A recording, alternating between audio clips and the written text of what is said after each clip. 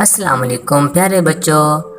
Alden would کے پرانے گاؤں میں جو کہ بلند و بالا پہاڑوں اور سرگوشیوں کے جنگلوں کے درمیان واقع ہے، تھامسن کا خاندان رہتا تھا۔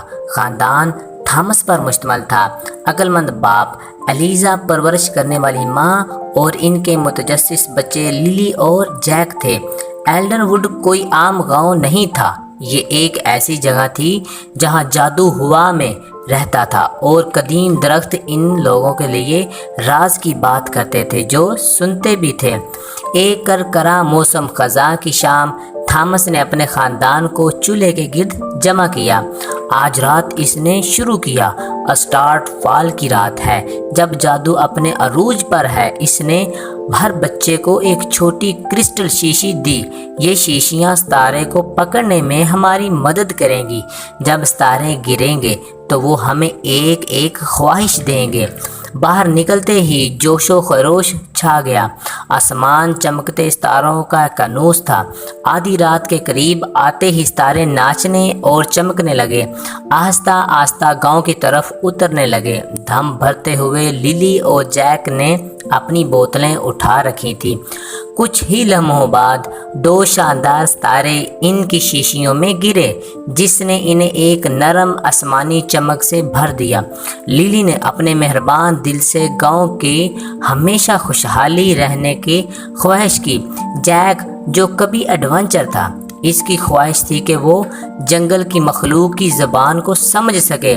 ایلیزا نے اپنی مادرانہ حکمت کے ساتھ اپنے خاندان کے لیے اچھی صحت کی خواہش کی۔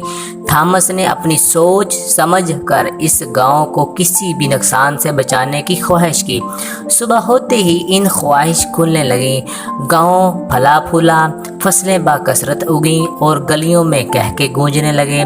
جیک نے دریافت کیا کہ وہ جانوروں سے بات چیت کر سکتا ہے، نئے دوست بنا سکتا ہے اور جنگل کے راز سیکھ سکتا ہے۔